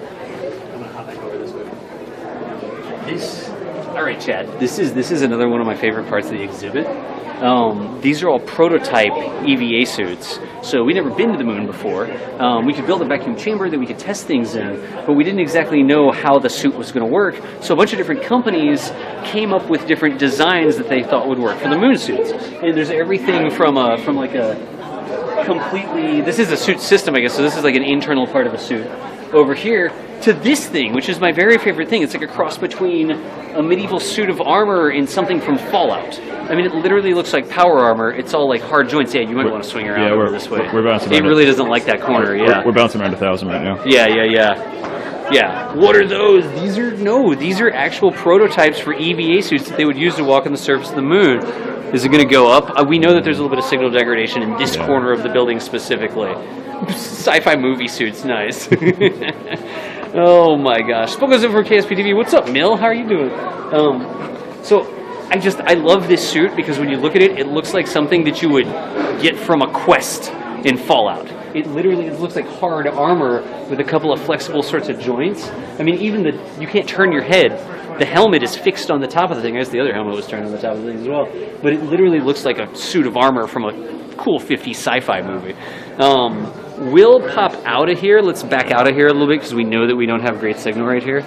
I mean, even just this, like talking about the arms, it's like, oh yeah, well, upgrading to the different joints in my power armor. I think there's a couple other pieces of moon rocks. Yeah, that's actually a big piece of moon rock right there. Let's walk on out of there, y'all. Get one more shot. That's so cool. Did we lose Kenna? I think so. Okay. Well, she'll find us. We're hard to... No, there you are. You're in front of us. All right. All right, chat. Hey. So we're down to the last about 20 minutes that we have. I know that we haven't played any KSP. Guess what? I can play KSP at home, right? Like, walking around the exhibits or walking around the artifacts, looking at the different thing. Is there anything that we haven't seen? Is there anything that you want us to go back towards? Is there anything else that we should go check out for you? Let me know now. I'll read through chat. We've already been all the way to the front of the rocket, all the way to the back of the rocket. We went into the vault, the treasures gallery. We went into the vault. We looked at the moon rover. We looked at the actual spacesuit, the EVA suit that was on the surface of the moon. We haven't talked much about this, actually. While y'all put things in chat, let's go over here and look. We have not looked at the LM. Sorry, yeah, I made you like kneel down. You go.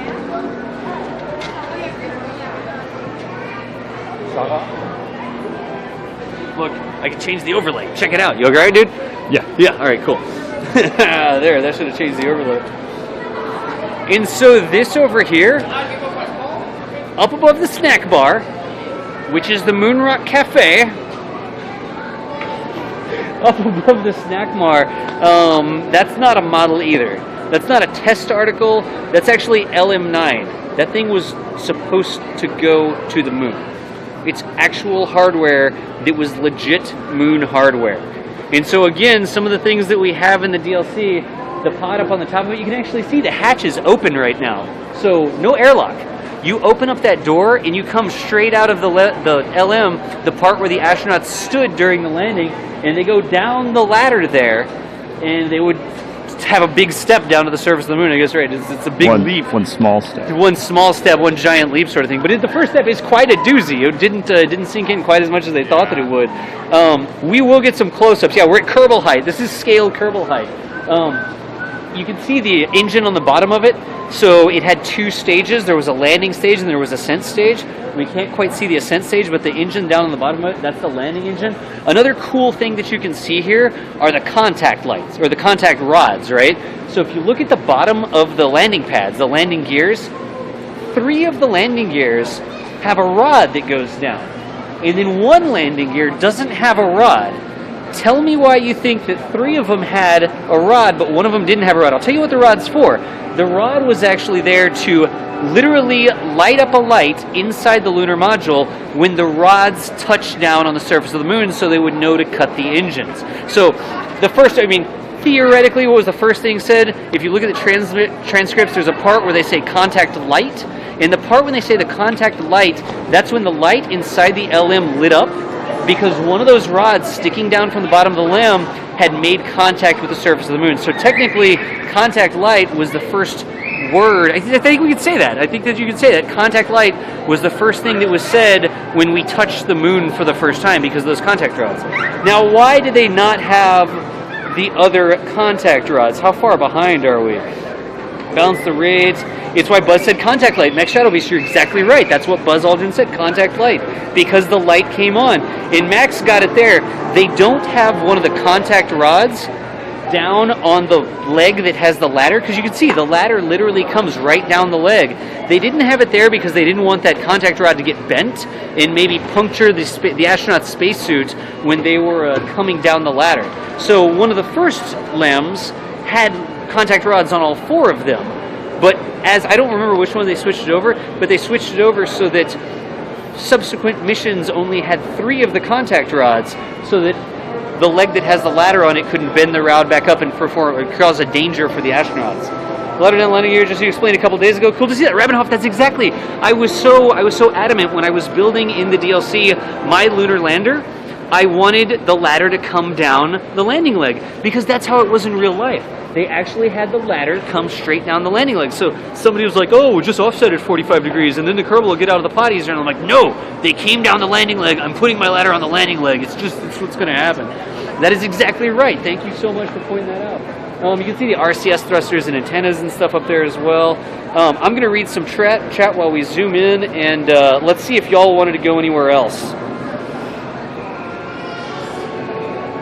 And again, I know that I'm missing. I absolutely, positively know that I'm missing an awful lot of questions in chat, but I appreciate y'all hanging out with me while we do this. Nice. This is way worth not watching you play KSP. Nice. The engine scour. Oh, yeah, you can see. Wait, the injectors. Wait, what are you talking about? Oh, maybe you're all the way back on the other thing.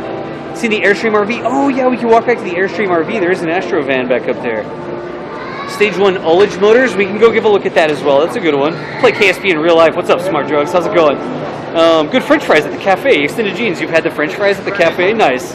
Amazing zoom. Yeah, Gunrun, the LEM didn't have an airlock. The entire inside of the LEM would be vented to vacuum, and then they would open up the hatch, and both astronauts had to be suited up in their EV suits before they could open the hatch because the entire inside would be vacuum, would be a non-livable environment. It's just extra mass to carry down to the surface of the moon and carry back up again, since it would have had to been in the actual habitation part of the LEM. You're exactly right. This zoom is what we needed for ULA. I know. So the rod window, yep, we got that. I'm getting all caught up here, y'all. That's so cool about the rods. Nice, Mordos, excellent. You could actually make the rods by putting some little the little antennas, the little 16 antennas. You could put your own contact rods down on your own LEM in the DLC. The legs folded in. That's right, Astronaut Andy. Or Apollo Andy. That's exactly right. Show us the cafe. Would you want the menu on the cafe? There's gold foil. That's right. The entire bottom of the LEM was gold foil, and we have the new golden panels that you can make your own. I don't actually know if I'm leaning into the shot or not, but I'm talking to the camera. There's some good pictures of the landing sites. Thank you, Orion Astronaut. Thank you for posting that up. What's the spiral on the antenna looking thing? Do you see a spiral on an antenna looking thing? There's a couple that... Well, there's one that's actually a spiral at the back end of it. We can check that out. Oh, I see what they're talking about. Yeah. I don't know what it is. It's antenna parts. Yeah. It's critical to the operation of the antenna. Oradon, thank you so much. You have the best channel on Twitch. I'll take it. Some of them did have RTGs. I don't know if they all had RTGs, but I think some of them had RTGs. These ejector things, who the engines are, which are mock-ups. Yeah, let's go back and check that out. Am I from Florida? No, I'm not from Florida. I drove 8 hours down here last night so we could do this stream. Apollo 13 had an RTG, 11 and 12 didn't. There you go. Yeah. All right, how much clearance is there between the engine cone and the moon surface? Not much. There's not a lot of clearance there. Let's get up, y'all. We're down to the last 15, 14 minutes. Let's walk back to the back of the rocket and go check out the injectors like we were saying. Are you with us now? Yeah. Excellent, thank you. Cool. Again, I'll say it again. I can't say it enough. Oh, that's cool. Yeah, there's like a cutaway. We'll see if we can walk back by the cutaway. Thank you so much to KSCVC for setting us up so that we come out here and do this. It's a fantastic place to visit. So if you come out and you're driving through Florida or something like that, and you're like, oh, what are we going to do? You have to come here for at least half a day. Honestly, you need an entire day. But the fact that, time out, let's not get in their picture. All right, proceed.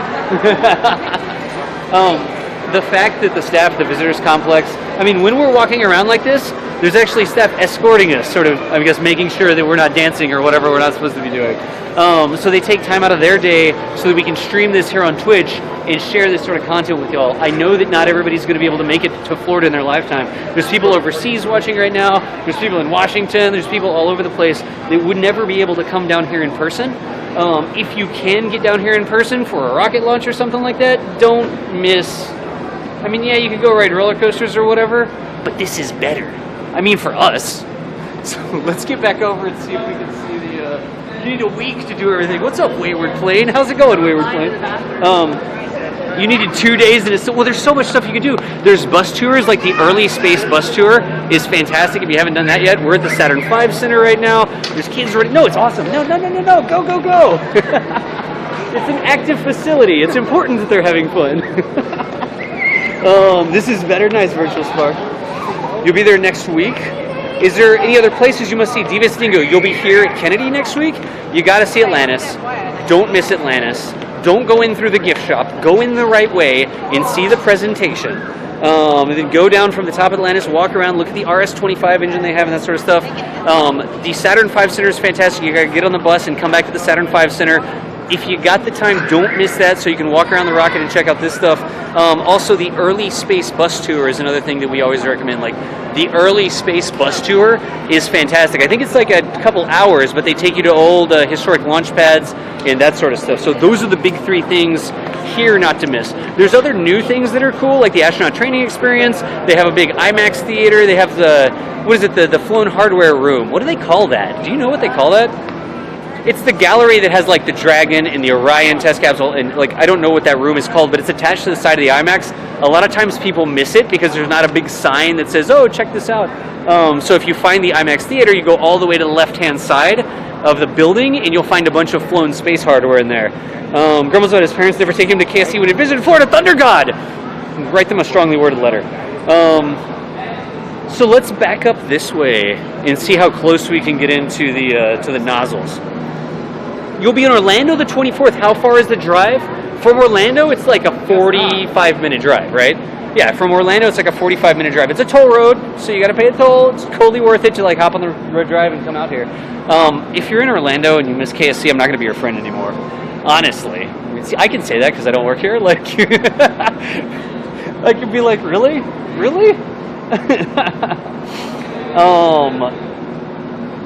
So we're trying to get the zoom into the injectors. Is that what you're getting? Just a second. That was one of the chat questions. I don't know if you want to try to get both of them, or... I don't know. Let me look at the other... Like, stay here and I'll look at the other.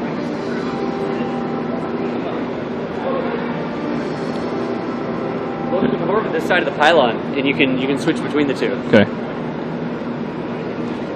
So there's one, chat. Here you go. Thanks, Neuropilot. Thank you so much. Thank you so much. Neuropilot says Apollo 12 through 17 had the ASCP containing the RTG. Thank you. So here, look, you can check out the difference between the two. Oh, yeah. You just stand right here, you can see the one. Yeah. You can see the one that doesn't have the injector, then you can see the one that does have the injector. See if you can tell the difference between the two engines, Chad. I would hope so. I zoomed in on both of them. I mean, the camera has all the zoom ever. Yeah. You can see the paint on the texture of the paint inside the left one.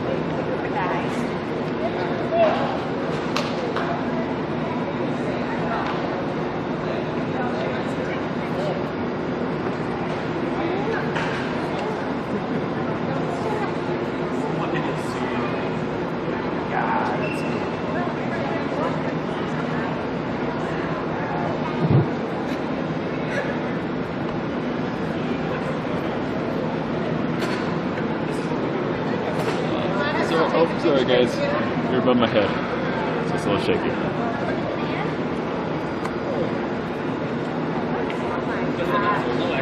Yeah, you can tell the difference. You got a bench behind you. Well, I was going to stand on it, but just stand on the bench. maybe I won't. I just wanted to see if the middle one had it in there or not. Hang on, I'll look. Okay. Let's see. Since The middle one does have it in it. Okay. Yeah, I can't see the top two ones, but the lower left one does not, and the middle one and the lower right one do have the injector. So everybody pretend that the middle one looks like this one. Dr. WD-40, you're helping organize a half marathon through the historic launch pads? That's kind of cool.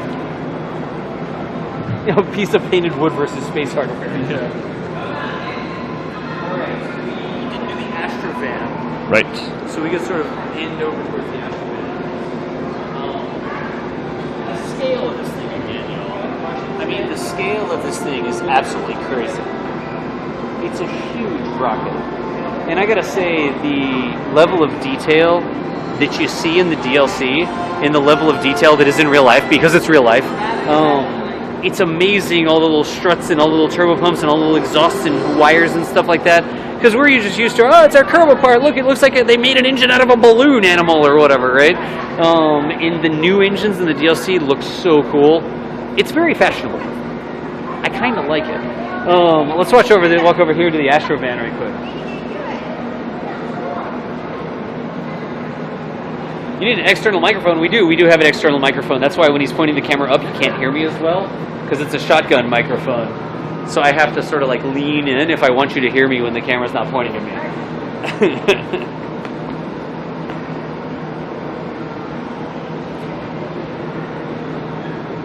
Okay, cool. They cleared up. Excellent. I think we can actually see in the back of this thing. So this is one of the Astro vans, right? This is like an early, super early one, I think. It's literally labeled astronaut van. Like it says it on the tin. That's actually plexiglass, probably. But is this what they would use? This is what they would use to carry them out to the launch pad, right? So this is like an air-conditioned, I hope, trailer. It just literally, it has like a little hatch thing on the top of it. It's got a couple chairs in it, a lot of room for gear, because I think they had air conditioners or something they carried with them, didn't they?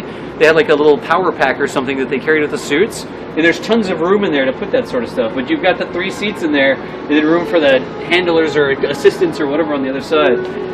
God, we're just gonna have to come back here like once a week and get 30 minutes of Jeff's time and like, oh, let's talk about this for 30 minutes. Let's talk about this for 30 minutes. Let's talk about this for 30 minutes. Y'all could do a series like that. Actually, social media ideas. Chat, would anybody watch that? I'm like putting work on their plates. Now, this is pretty fun. Welcome, Galactic Surfer. Yeah. Is that a bus for space? Yeah. Somebody call Shaggy and Scooby. What? Yeah, and we can't change the lower third back up to the Saturn Apollo Center. There we go. All right, cool. Oh, cool, Dr. W40. You would watch that? Nice. It's the AJ-12, the AJ-10. The AJ-10, I keep saying it wrong. A mobile clean room. There you go, Devious Dingo. Anyways. Alright. Oh. The Let's start walking back. We gotta walk back anyways, so we might as well keep broadcasting while we're walking. I mean, let's start walking back this way, y'all.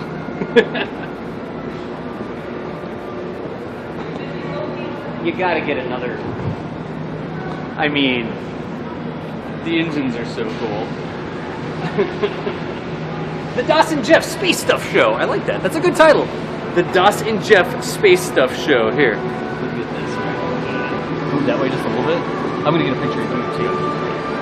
Look forward. Wait, Yeah, me. so I can get you. Okay. All right. He wants to take a picture of me now, chat. All right. Go ahead. So let's just zoom in on those engines.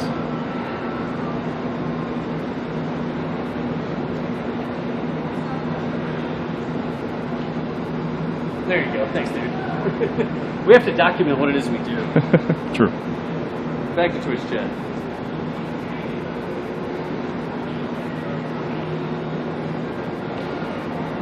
So we're walking and talking back up this way. You're going to try, Fran. Isn't it so much zoom? Doesn't it look cool? You're watching from South America? Nice. Angry Badgers. You like that? Do you like the amount of detail? I mean, look how big the rocket stage is, right? Like, it's longer than a football field. It's actually longer than a football field. I'm pretty sure. You can't really get a feel for exactly how big it is. Like, you can see people walking around underneath it. You're like, oh, it's up on these big pillars, but it's hard to get a feel for exactly how big the thing is. This the cool cutaway. I wanted to walk on this side of the cutaway.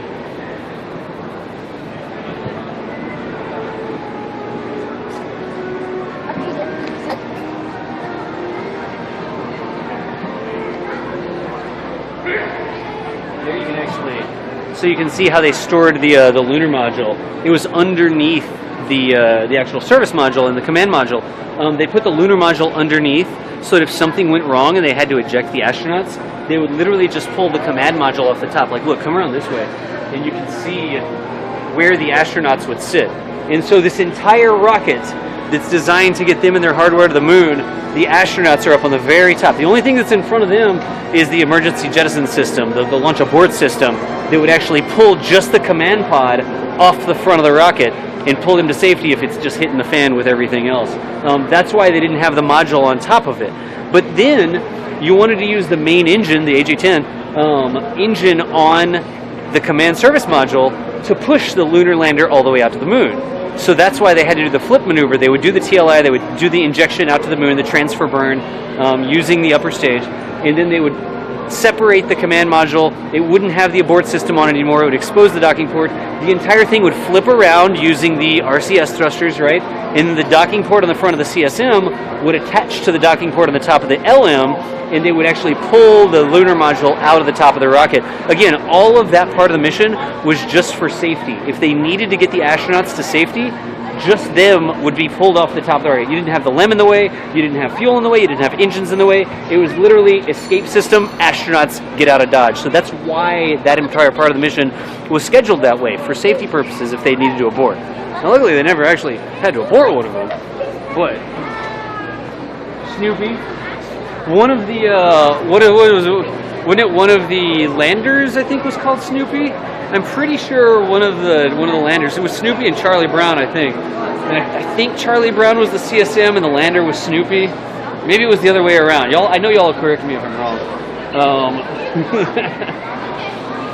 But we're gonna see if we can go back up the stairs here, and then we'll do the outro from upstairs, y'all.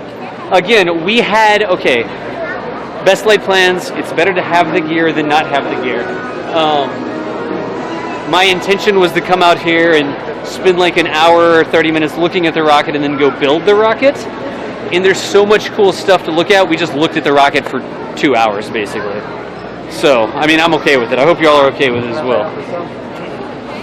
Doghouse and Beagle. Snoopy's the NASA mascot, and I know Snoopy's like a safety award as well. Chat. All right. Elevator. Can you get us into the elevator? Okay. We're going to try the elevator and see what happens. If it drops the signal, it drops the signal. We'll come back live and say goodbye to everybody. But we just have a couple minutes left. We're going to test out the mobile rig in the elevator.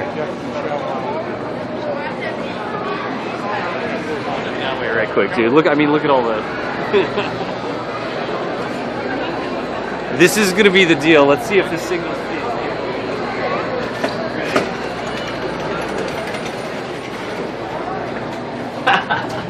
Let's watch what the bitrate is in the elevator.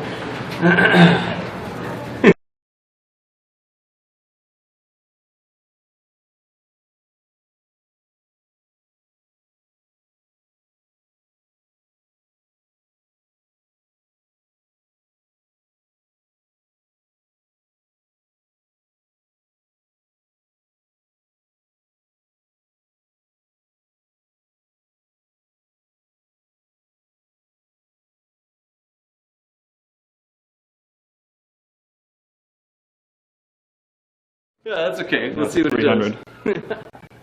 But I held for most of the ride, unless it was just delay. Try SCE to aux. Nice. What's the answer in the elevator of the bitrate? Yeah. So wait, I want to see what happens. It's like re-entry. It's Faraday's cage. We'll just. Can somebody let us back in when we say goodbye to everybody? All right. Nice. Wait. So wait. Did it actually work? Did it go to the loss of signal, then did it come back? Oh yeah, good go. Yeah. It didn't 100% go. Bitrate for elevator confirmed at 0.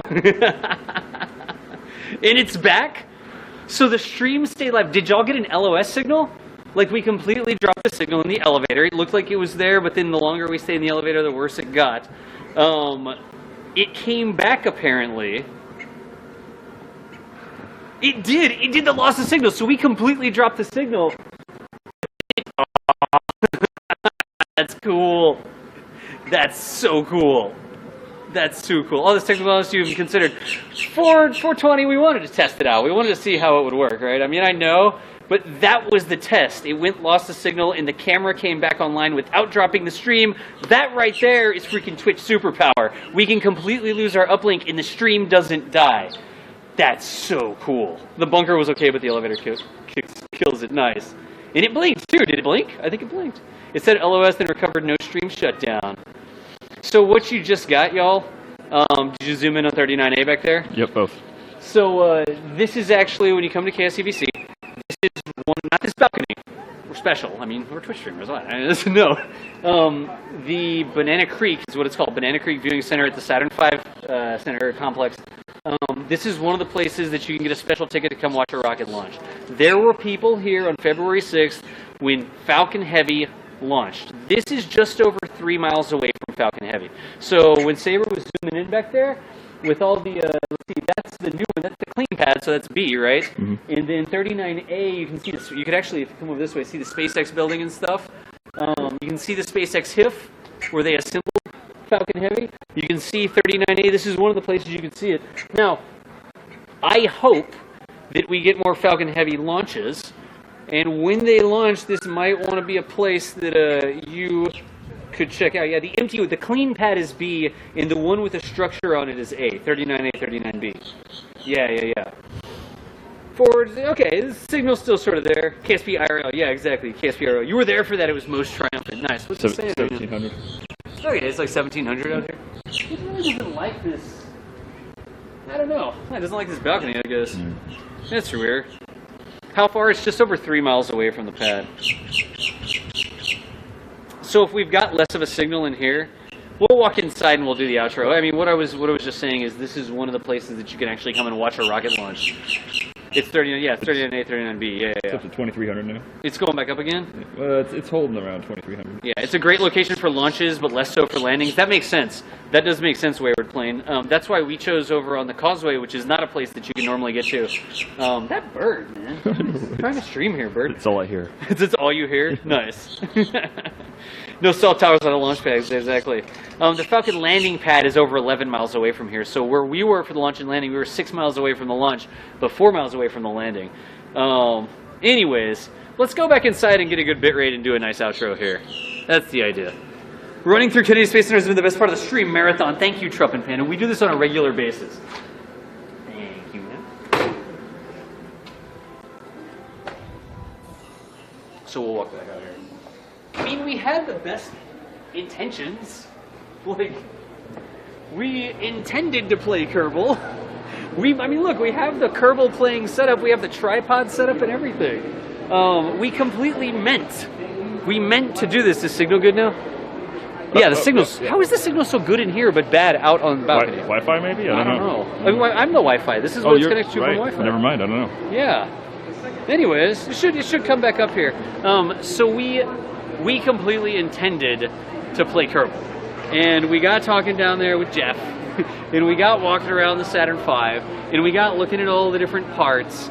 And we never actually played Kerbal. I literally have everything needed. You don't need a Kerbal. Every single thing needed to play Kerbal and stream Kerbal here. That's the next trick we're going to work on, to go seamlessly from the mobile camera to the stationary stream rig, because we've got sort of a trick that we can use for that. It's so nice here on Signal. I know, it really is. The signal booster in the building.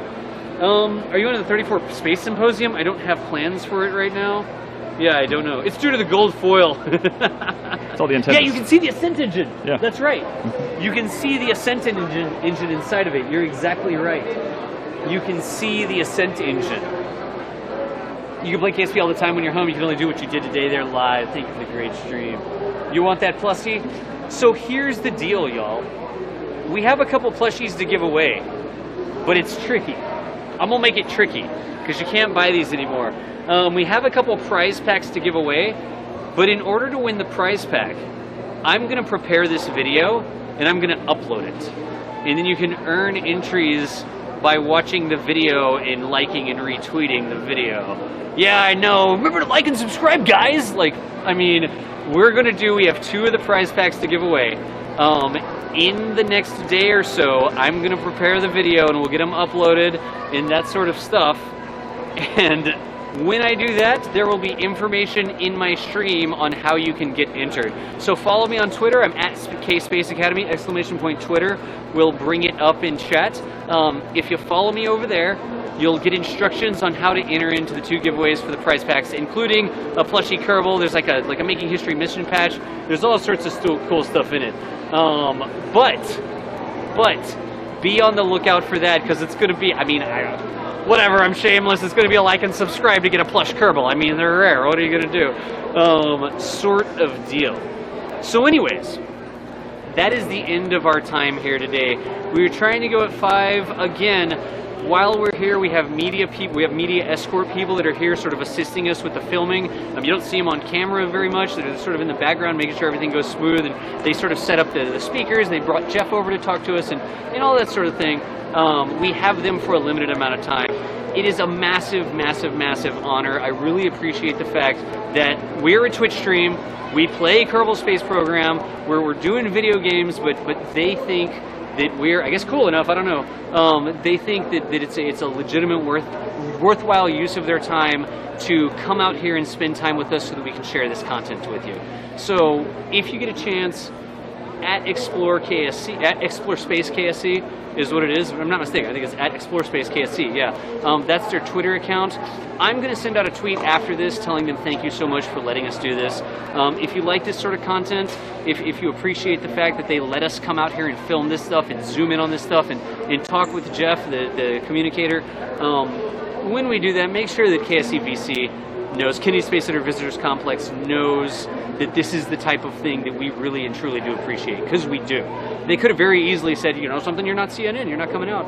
But they said, this is worth our time to share this sort of stuff with y'all and let y'all bring your cameras in here. So it is a massive, massive, massive amount of thanks that we owe them for letting you do this. And again, I will always say, if you can get down here, if you're in Florida on vacation, if you need an excuse to go to Florida, and you can make it down, it's worth the drive just to come to KSCVC. You know what I mean? If it's the sort of thing that you can drive down from DC or Texas or whatever. I mean, if it's the sort of thing that you have the capacity to do, it's worth the trip to spend a day out here. And the bonus points is maybe you could schedule it for a rocket launch. You got SpaceX launching rockets, you got United Launch Alliance launching rockets.